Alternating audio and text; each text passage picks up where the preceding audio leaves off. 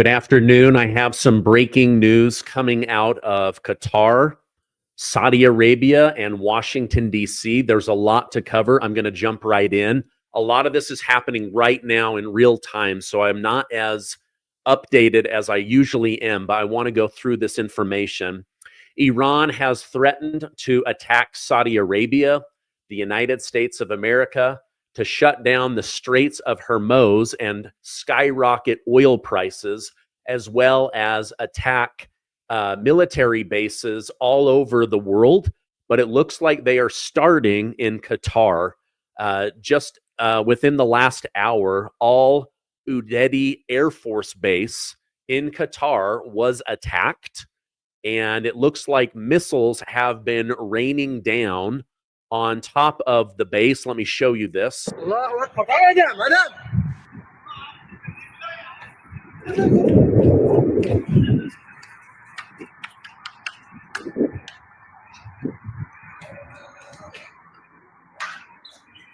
Looks like stars, like the Transformer movie or something.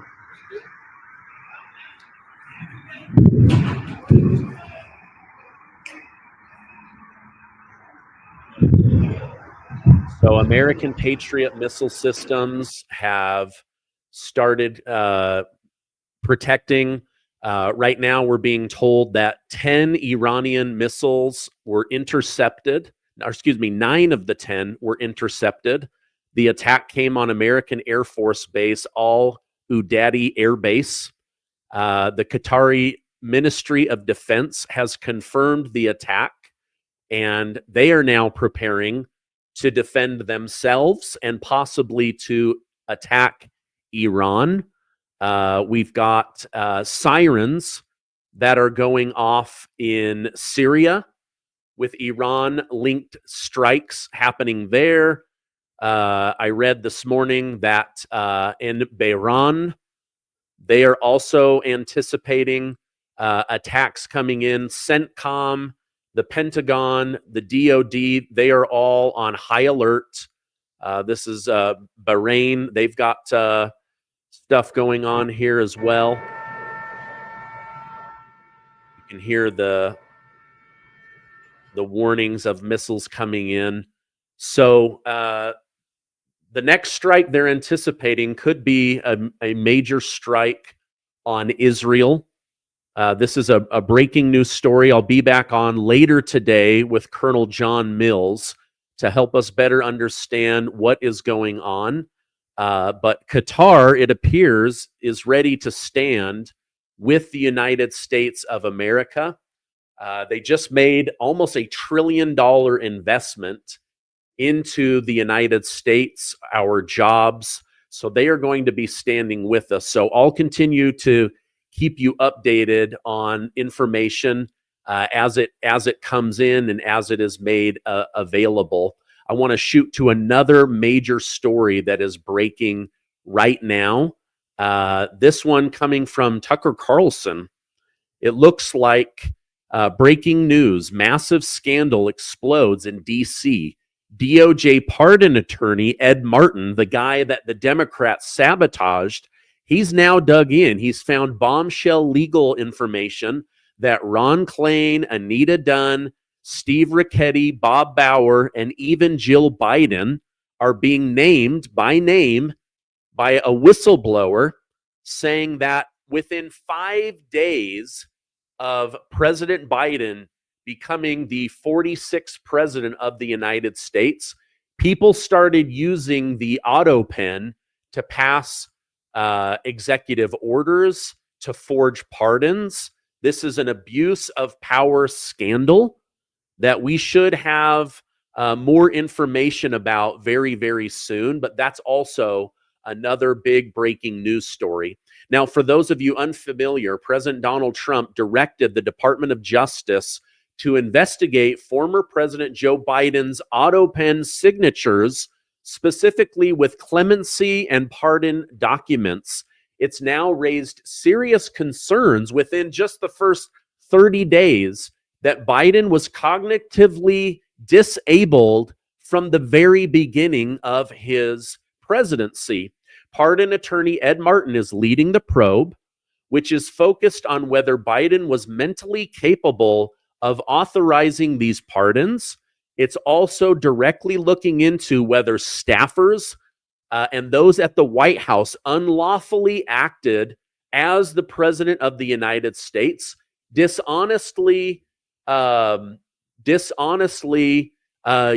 the pardon power to abuse and to pass law. Now, shifting into an issue of honesty, according to CNN, the Trump administration briefed top congressional Republicans before launching the coordinated U.S. Israeli airstrike on the 3 Iranian nuclear facilities at Fordow, Natanz, and Isfahan. However, Chuck Schumer, others, they're saying they were never informed, that they now want to impeach President Trump. However, White House press secretary and President Trump have both come forward with phone records proving that all the top leadership in the Democrat Party, including Chuck Schumer, were directly spoken to about the strikes on Iran. The only one that wasn't informed was House Minority Leader Hakeem Jeffries, who was informed but not directly. Now, Press Secretary Carolyn Leavitt is saying that Democrats are putting out fake news, that the White House issued bipartisan courtesy calls to all members of Congress to let them know about the incoming airstrike. The airstrike, which used bunker-busting bombs, marked a sharp escalation in U.S. involvement in the Middle East region. Republicans applauded Trump's swift and forceful action, while some Democrats criticized the administration for bypassing Congress, saying that President Trump has broken the law, while others say that this was an honorable move in order to protect American lives from a future nuclear weapon. Okay, now more on the Middle East. As I mentioned, the U.S. launched coordinated airstrikes on Iran's nuclear facility. President Trump declared that the mission had obliterated Iran's nuclear program, revealing that B-2 stealth bombers dropped 14 massive ordnance penetrator bombs on the Fordow site, 2 on Natanz, and the rest were hit with a nuclear submarine that launched 24 Tomahawk missiles from the ocean. Satellite images show the craters and the damage that has been done to the area. Let me go ahead and bring those up on the screen so that we can look at those together. Now, this is the before, according to the Hill, of the area, and you can see afterwards the damage and the craters. This area was hit by the 24 Tomahawk missiles from America's nuclear sub out in the ocean. So lots of damage was done. The area, the nuclear area, Fordow and Natanz, those are even more damaged because they were hit with those massive 30,000 ton bombs with the 6 B-12 stealth bombers. So lots of craziness going on. Now, over on Truth Social, President Trump doubled down, stating, monumental damage was done to all nuclear sites in Iran, as shown by satellite images. Obliteration is an accurate term. The white structure shown is deeply embedded into the rock, with even its roof well below ground level and completely shielded from flame. The biggest damage took place far below ground level. Bullseye. So they're saying you can't even see all of the damage that was done because these penetrated and then exploded. Furthermore, the United States fears are rising over national security issues. Experts warn of potential activation of Iranian sleeper cells let in by the Biden administration. Tom Homan announced this morning that there are at least 1,200 Iranian nationals in the United States of America that are unaccounted for. So Biden and his team allowed 1,200 Iranians into the country. Now nobody knows where they are. The Department of Homeland Security has issued a memo warning of a heightened threat environment. Although no specific plots have been identified here in the United States, there is significant worry about sleeper cells. As I mentioned at the top of this news broadcast, the first initial attack has been on Qatar, and now Saudi Arabia is scrambling jets, and Bahrain and others that have recently done business with the United States. They are all on high alert as well. Now, President Trump wrote on Truth Social, any retaliation by Iran against the United States of America will be met with a force far greater than what was witnessed. Thank you, Donald J. Trump, President of the United States. Vice President J.D. Vance echoed the warning, stating, if the Iranians attack us, they're going to be met with overwhelming force. We did not attack the nation of Iran. We did not attack any civilian targets. We didn't even attack military targets. We only targeted the 3 nuclear weapons facilities. Now, already this morning, according to Breitbart News, oil markets reacted swiftly. Brent crude surged 5.7% to $81 a barrel. West Texas said that they are seeing an increase, and President Trump has immediately ordered the energy sector of the United States to drill, baby, drill, so that anything that does happen in the Middle East won't affect the United States long term, because we have more oil than Saudi Arabia and Iran combined. Now, Secretary of State Marco Rubio cautioned Tehran closing the Strait of Hormuz, saying it would be economic suicide on Iran, that America would survive, but that China and the Middle East would struggle. Following the strike, Iranian President Masoud Pezeshkian appeared at a massive rally in Tehran where they chanted, "Revenge, revenge, death to America, revenge, revenge." This was in response to the nuclear strikes. Now, Pezeshkian vowed retaliation, saying that they will figure out legitimate targets and that they will hit hard and that they will survive because of their key partnership with China. My guess is that Secretary of State, the military, they are going to be on the phone with China saying, do not interfere or else you will be hit with tariffs. So this is kind of volleyball back and forth. Pretty crazy. Let me know in the comments up to this point, what do you think? Okay, now I'm going to tell you about today's video sponsor, and then we're going to jump into some other big stories. With everything that's happening in the U.S. economy, it feels like we're walking on shaky ground. Prices are stuck at really high levels, and it seems like nothing is affordable anymore. It's no wonder many are relying on credit cards to cover the gaps. Credit card debt is skyrocketing, and it's leaving a lot of people stressed out. If you're a homeowner, you don't have to face this uncertainty alone. My friends at American Financing can help you take control. They can help you access the debt in your home to help you pay down the high interest credit card debt, giving you peace of mind and real saving. On average, people just like you are saving $800 a month. That's $10,000 a year. Plus, they may close your loan in as little as 10 days. Don't let the chaos of the economy get the best of you. Call American Financing now. It costs you nothing to get started, and you might be able to delay 2 mortgage payments, putting some extra cushion in your bank account. Give them a call at 888-686-8030 or visit americanfinancing.net/Gardner. Again, that's 888-686-8030. In a surprising legal decision, a federal magistrate judge in Nashville, Tennessee, denied the Trump administration's request to detain Salvadorian migrant Kilmar Abrego Garcia ahead of his trial for being a human smuggler. Judge Barbara Holmes ruled that the prosecutor failed to present solid evidence that Garcia was a flight risk. Nobody is denying that he was MS-13 and a human smuggler.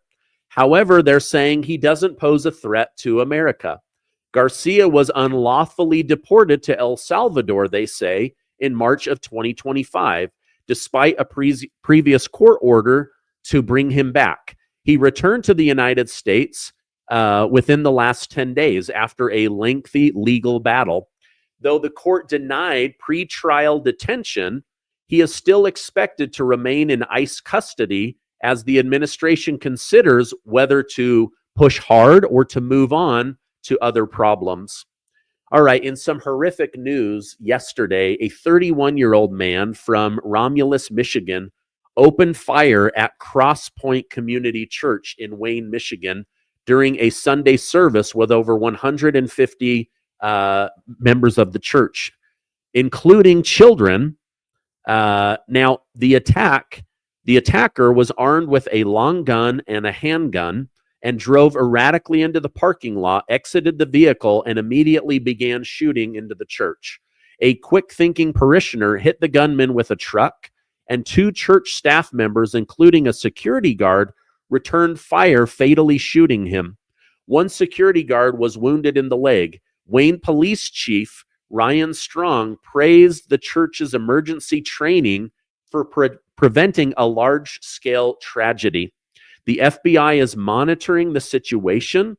Authorities believe the gunman acted alone, but this will continue to be investigated.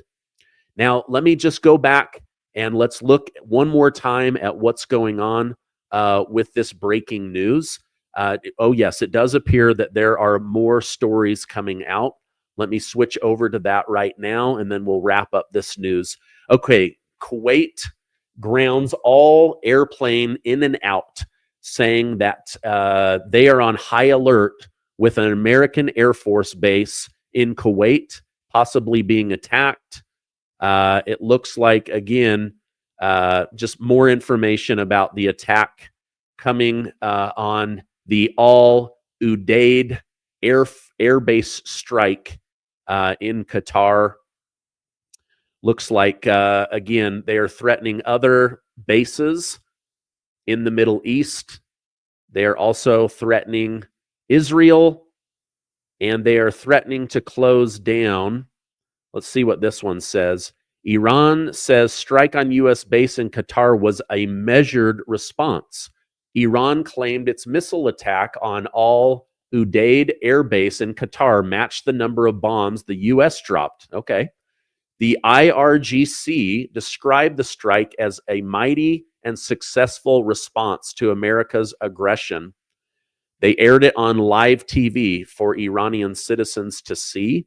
Iran emphasized the base was outside of populated areas, signaling what appears to be a calculated move aimed at avoiding further escalation. Now, this has happened in the past. After President Trump ordered the assassination of General Soleimani, Iran said, we must retaliate, we must respond, and they hit a base in Syria after the base had been mostly evacuated. It looks like this entire thing could be a little bit of war theater mixed with actual theater, where they have purposely targeted something that was close, easy to hit, but not in a populated area. Again, it's hard to know. I don't believe Iran wants to go to war. I don't believe they want the full force of the U.S. military and the Israeli military, Saudi Arabia, Qatar, Bahrain, to all counter attack them. But you never know. When it comes to terrorism, you really just never do know. Hey, let me know in the comments, what do you think about everything going on? This is tough stuff. I believe this is why President Trump wants peace. But how do you have peace if the number one funder of terrorism, Iran, is able to achieve nuclear weapons? So now you have North Korea and Russia offering to put nuclear weapons into the hands of Iran. I don't believe that this is going to happen. The U.S. military, the CIA, they are all going to be monitoring this situation. Even Vladimir Putin is saying, we don't want to be involved, even though the former president, President Medvedev, is saying, we're going to give Iran missiles and they're going to attack Israel. They're going to attack the United States. Putin has already come out and said, we're not attacking the United States and we're not going to attack Israel. There are too many Russian Jews in Israel. It would be like Russia attacking Russian citizens, which was the entire reason we went to war with Ukraine when Ukraine was bombing Russian citizens on the eastern front of Ukraine and the Russia border. There's more information that will be coming out. I have Colonel John Mills coming on later tonight. Thank you guys so much for watching this broadcast. Stay amazing, and I will see you on the next video.